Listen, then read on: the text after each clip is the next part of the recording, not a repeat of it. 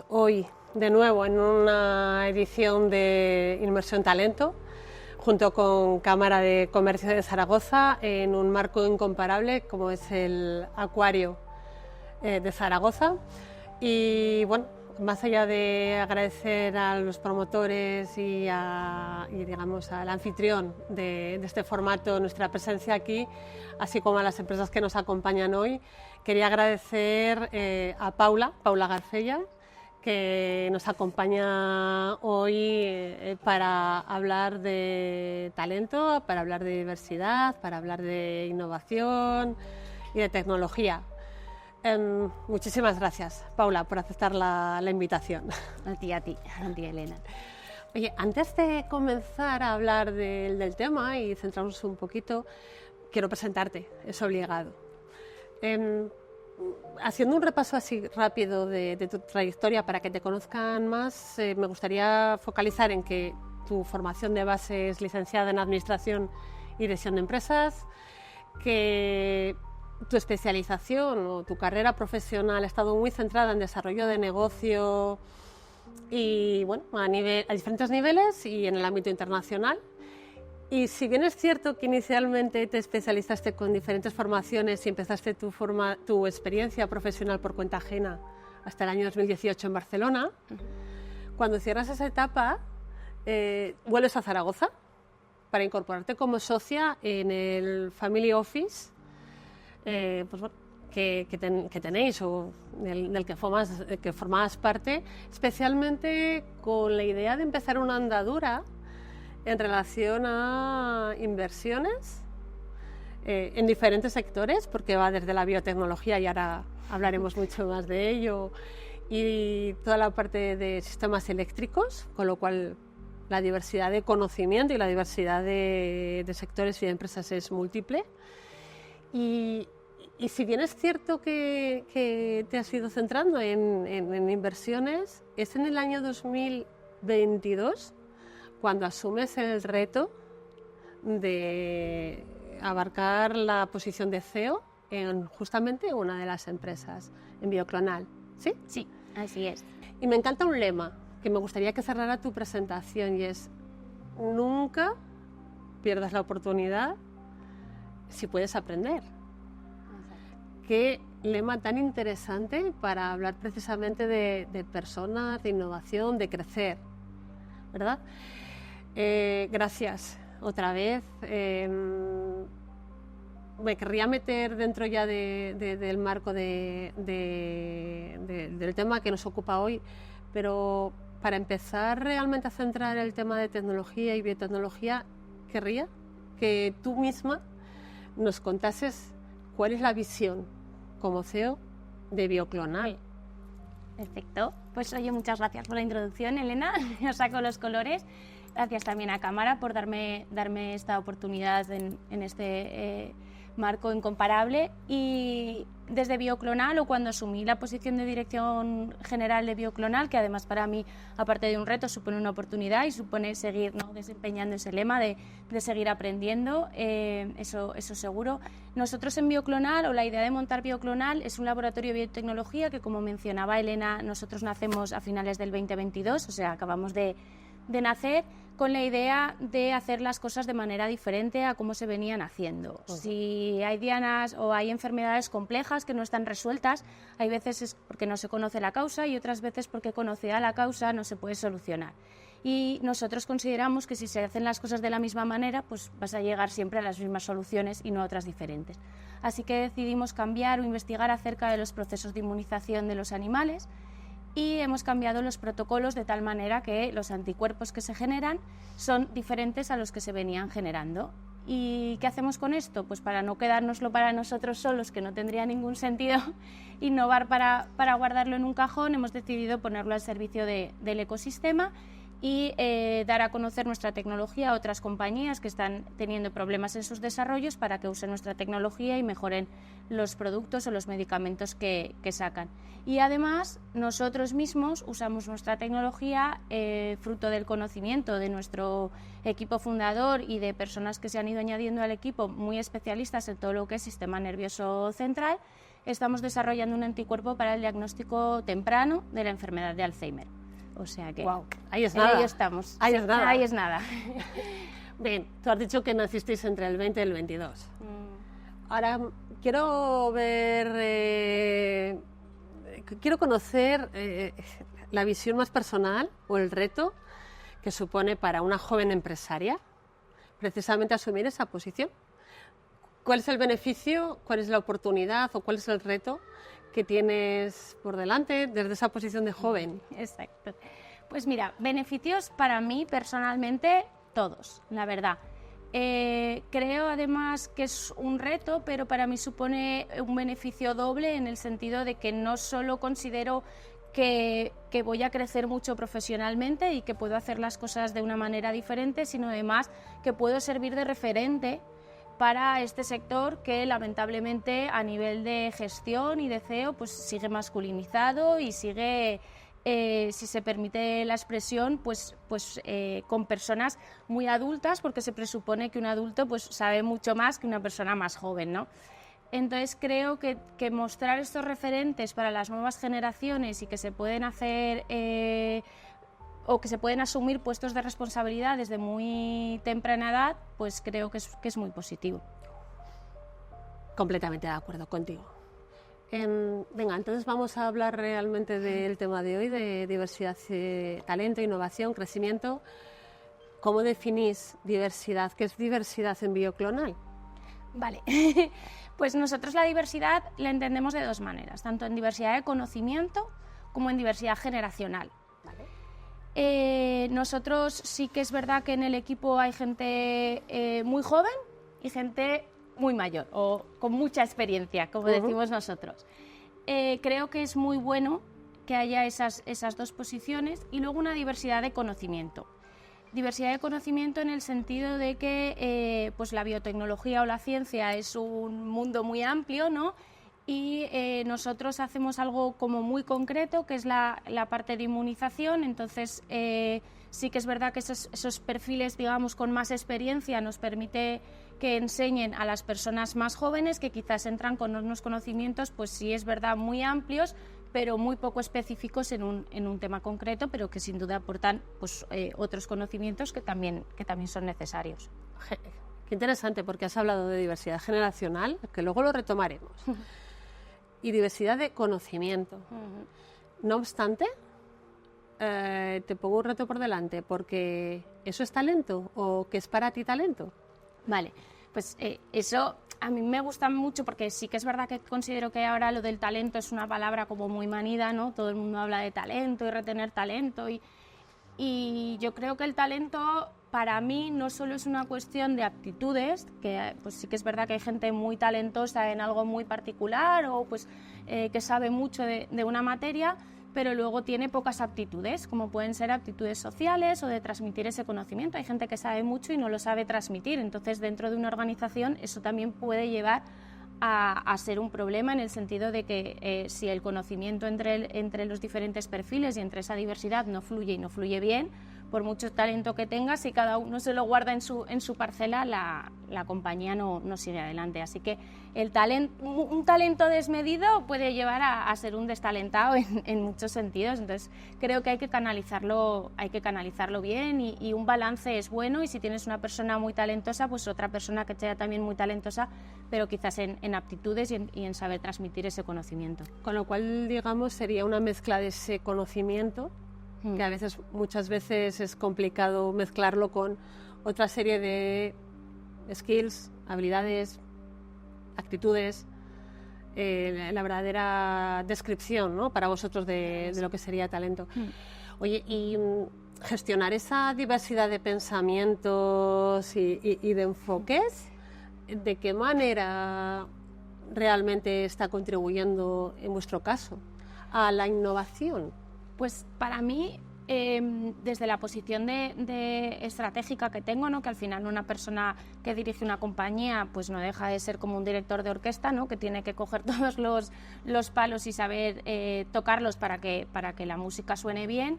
Los recursos humanos creo que es uno de los recursos más complicados de gestionar, ¿vale? No te caben en un Excel y entonces a mí cualquier cosa que no te cabe en un Excel pero a la vez es lo más valioso y lo que más te va a aportar, y sobre todo además también el saber gestionarlo bien, esa diversidad, es lo que más te va a diferenciar. Yo creo que al final muchas compañías se diferencian unas de otras por las personas que tienen, a todos los niveles, tanto desde el nivel científico como el nivel comercial, cómo te presentas al final. Por ejemplo, en los comerciales son quien pone cara y ojos a la compañía, ¿no? Cuando va a vender tu producto. Entonces, tener una cultura de compañía, saber transmitirla, que todo el mundo se sienta vinculado con la compañía y gestionar muy bien esa diversidad para que todos se sientan parte, nadie se sienta excluido, no uno es el sabio y otros ejecutan, y todo el mundo se sienta parte y se sienta valorado en ese proceso, creo que es muy importante.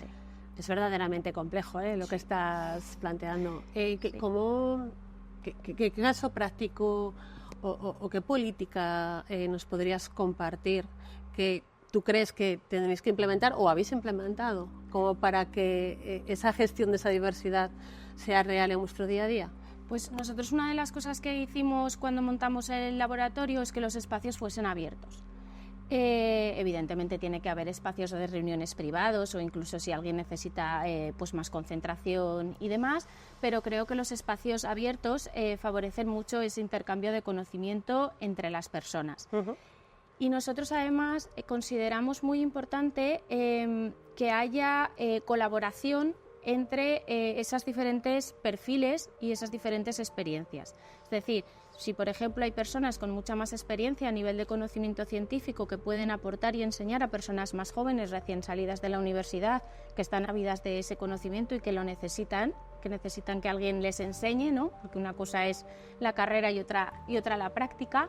Al revés pasa con las personas con más experiencia, ¿no? Que hay muchas metodologías que nosotros implantamos, pues de programas nuevos, de softwares, de los equipos. Ahora no tienen nada que ver los equipos científicos con lo que eran hace un montón de años y todo se hace con el móvil y con la tablet, pues que esos espacios colaborativos y ese conocimiento, ese intercambio sea a la vez de esas personas más jóvenes que enseñen a las personas con más experiencia a nivel de digitalización, que les puede costar un poco más o no, que hay de todo, ¿no?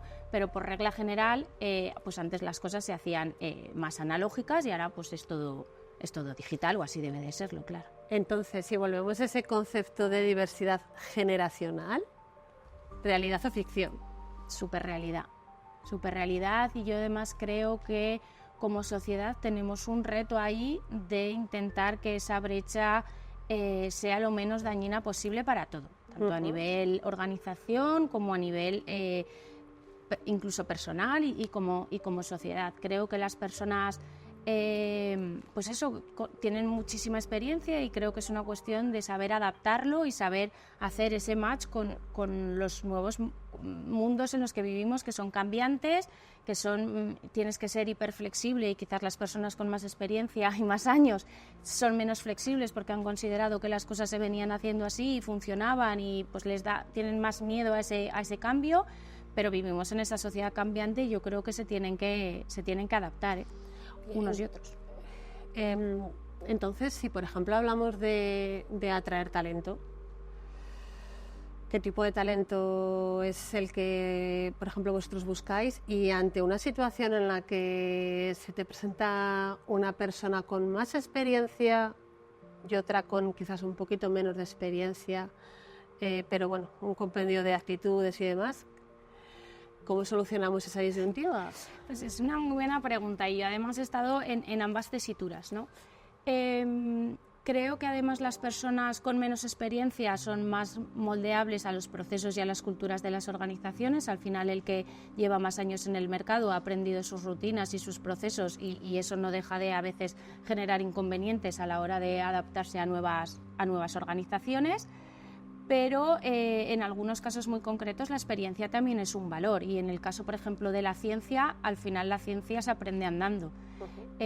Nosotros además tenemos un campo o estamos focalizados en un campo que es la inmunización, que nos enseña como tal en las carreras. Entonces toda esa formación nosotros la tenemos que hacer internamente, con lo cual al final que alguien venga sabiendo de esto porque lo ha aprendido en otras empresas, pues no deja de ser un plus.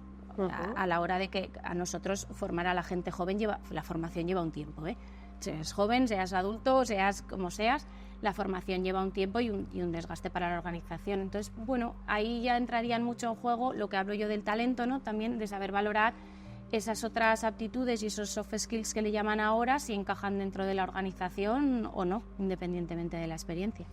Entonces, de alguna forma, para desarrollar políticas internamente en las compañías que permitan aportar a cada una de esas generaciones o personas un valor en su desarrollo o incluso en su incorporación a la organización, ¿cómo lo hacemos? Porque si, entre comillas, tenemos una brecha o un conocimiento en la universidad que no obtenemos, que no obtienes en este caso, ¿cuál es la labor que te toca cuando decides que creces como organización? Pues al final, como todo, ¿no? Es un riesgo y la contratación de personal es otro. Y en nuestro caso o en el caso de empresas muy tecnológicas que tienes que formar a esa persona, pues es todavía más, porque esa retención de la que hablan a ti te ha supuesto un coste, o sea, formar a una persona para que dentro de X meses se vayan, con programadores informáticos y demás está pasando mucho eso, ¿no? Tú los formas y luego pues les sale una oferta mejor de dinero y los pierdes. Entonces yo creo que al final las organizaciones nos hemos tenido que adaptar a los tiempos y ofrecer algo más en ese sentido y generar o intentar en la medida de lo posible ahí. ¿Retienes o vinculas? Vinculas. ¿Cómo? ¿Qué es ese más que ofreces? Bueno, desde la flexibilidad, que es algo que se reclama en la medida que tu puesto te lo permita. Claro, si estás trabajando en el laboratorio no vas a poder trabajar desde casa, ¿no? Que luego siempre pedimos y pedimos de más. Pero en la medida que te lo permitan, esa flexibilidad, esa vinculación con el proyecto y en que sus voces se escuchen. Muchas veces las personas, aparte de más dinero, que evidentemente a todos nos gusta, también queremos, pues, por ejemplo, ser escuchados y participar en los procesos. Y nosotros esa vinculación sí que la llevamos muy a rajatabla y queremos que todo el mundo, en la medida de lo posible, claro está, sea parte de ese proceso y se sienta parte. O sea, al final pasamos mucho en las compañías, mucha parte del tiempo en la empresa, y ese sentimiento de intentar que se sientan lo mejor posible y como en casa, e intentar generar una familia, para nosotros es importante. Vale, de alguna forma, en cada familia, cojo el concepto que has dicho, cada persona de esa familia realmente tiene un momento vital, tiene un conocimiento, tiene una experiencia, aunque solo sea por los años. Claro, ¿cómo vinculas realmente? Entiendo que no es lo mismo, como tú decías, ¿no? La flexibilidad que le puedes dar a alguien que trabaja en un laboratorio a alguien que desarrolla simplemente un proyecto que no es experimental, o a alguien de oficina. ¿Cómo se consigue formar esa familia y que se comprenda la cultura que realmente quieres en tu compañía? Pues ahora voy a decir una cosa que, claro, a mí con el tamaño que tiene mi compañía, yo todavía lo puedo hacer, que es conocer a todas las personas que trabajan conmigo de la manera más profunda posible, ¿no? En el sentido de vínculos relacionales y saber en qué momento, ¿no? Como comentabas tú, están cada una de esas personas, pero entiendo que en compañías más grandes pues esto es mucho más complicado. Los tamaños influyen a la hora de llevar la dirección de recursos humanos o las personas dentro de una organización, pero creo que es importante intentar conocer al personal con el que trabajas y entender bien en qué momento están, porque va a afectar al resto de, tanto a su propio departamento como al negocio, y yo creo que es importante en la medida. Entonces, esa labor que, por ejemplo, tú haces desde la posición de dirección general, hoy por hoy, en una organización más grande, ¿quién crees que tiene que hacer esa labor? Bueno, en teoría las organizaciones más grandes yo siempre digo que son como mini organizaciones de una organización. Entonces, al final, pues muchas están organizadas por divisiones, por departamentos. Entonces, el jefe de un departamento o el líder de un departamento no deja de ser pues el mini CEO, ¿no? De esa pequeña organización dentro de la compañía general. Y debe ser parte de su función conocer con quién trabaja, cuál es su equipo, qué perfiles le faltan, a los perfiles que tiene, cómo puede hacer para que se entiendan mejor en esa diversidad, ¿no? Porque si buscamos innovación y creemos que la diversidad, yo soy una firme defensora de ello, aporta mucho a las organizaciones, hay que saber dirigirla y hay que saber organizarla. Y eso creo que es importante en la medida de lo posible, y luego pues que esos pequeños mini CEOs reporten al CEO más grande, etc. Pero creo que pues como en las familias, hay familias muy pequeñas y familias muy grandes. Y todo depende de la organización. Y todos vamos más o menos o funcionamos de la misma manera. Oye, si nos vamos al futuro, ¿cómo ves el futuro de la tecnología, de la biotecnología en el contexto empresarial?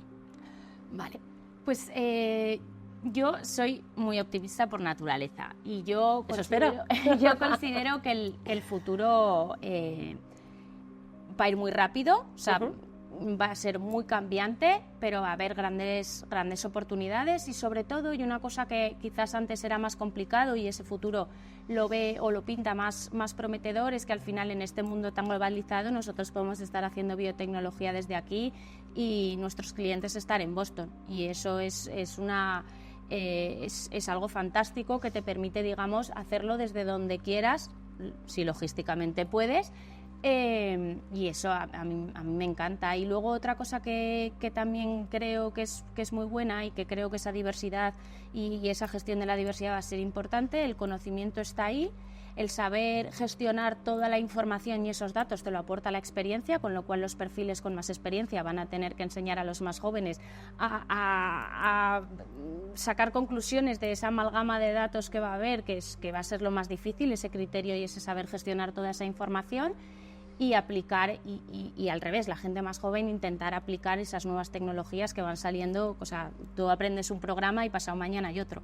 Entonces, es decir, saber aprovechar los beneficios de la tecnología y saber desarrollar una capacidad que hablábamos que era crítica, que era precisamente ese pensamiento crítico para la toma de decisiones. Y en este sentido, ¿crees que hay alguna diferencia entre una empresa más grande y más pequeña? Pues la verdad es que no. ¿Y del mundo de tecnología o no tecnología? Yo creo que no. O sea, yo creo que al final el pensamiento crítico, el saber tomar decisiones es igual de complejo independientemente del sector en el que estés. Pues hay sectores en los que la problemática es distinta, pero hay otras problemáticas que quizás desde nuestro sector desconozcamos. O sea, siempre, pues ¿qué sectores son más importantes? Pues yo creo que todos, porque todos tienen su negocio, su mercado y su futuro. Y creo que todos funcionamos un poco parecido, en el sentido de que al final las organizaciones se basan en recursos humanos, recursos materiales, etc. Todos, pues hay más grandes, hay más pequeñas, pero al final hay que gestionarlas. Y esos recursos hay que gestionarlos, hay que gestionar el dinero, hay que gestionar a las personas, y hay que tener ideas y hay que tener estrategias de cómo implementar esas ideas. Y en la medida del tamaño te afectará de una manera u otra. Un puzzle complejo. Sí. Una última pregunta. Si tuvieses que dar un consejo, una recomendación a una joven que decida que quiere lanzar una empresa o ocupar una posición de CEO en una empresa, da igual, de tecnología o de otro sector, pero que quiera dirigir una empresa, ¿qué le dirías? ¿Cuál es tu aprendizaje? Que lo haga, que digas sí. O sea, yo creo que es muy importante decir sí. De lo que no estés preparados, porque no todos sabemos de todo, vas a aprender. Hacer el esfuerzo de aprender por el camino, pues quiero decir, está a la orden del día y lo puedes hacer, está en tu mano. Que aprenda por el camino, que escuche a todo el mundo, a jóvenes, a mayores, y que se haga su propio criterio para todos esos consejos que te van a dar, ya no solo por mujer sino por joven, todo el mundo sabe más que tú. Que nada, es que tengas esa capacidad crítica de saber decidir qué consejo es útil y cuál pues puedes almacenar para más adelante, y adelante, y que se arriesgue, Me vas a permitir una última. Vale. ¿Qué le dirías a ese empresario, esa empresaria de mayor edad respecto a tener la misma posición en este momento que alguien más joven como tú? ¿Qué le pedirías? ¿Qué le dirías? Que se nos escuche a igualdad de condiciones. Que se nos escuche. Que yo creo que hay mucha gente joven haciendo cosas a la vista está, ¿no? Hay negocios montados por gente muy joven que lo han hecho fantásticamente bien, no todos, no por ser joven ya vas a montar un unicornio, pero que se nos escuche y que se nos ponga igualdad de condiciones en las mesas, que evidentemente ellos tienen pues mucha más experiencia que nosotros, pero creo que además que en este mundo hay menos competencia de la que los humanos hacemos, y creo que si los espacios fueran más colaborativos aprenderíamos todos más unos de otros. Pues creo que es inmejorable el cierre en relación a colaboración. Gracias por prestarnos tu tiempo en compartir experiencias y la visión de esa joven empresaria en ese mundo de tecnología, y espero tener la oportunidad de profundizar en alguno de esos temas más adelante, y gracias por plantearnos qué es para ti diversidad y talento. Gracias, Elena, muchas gracias, de verdad.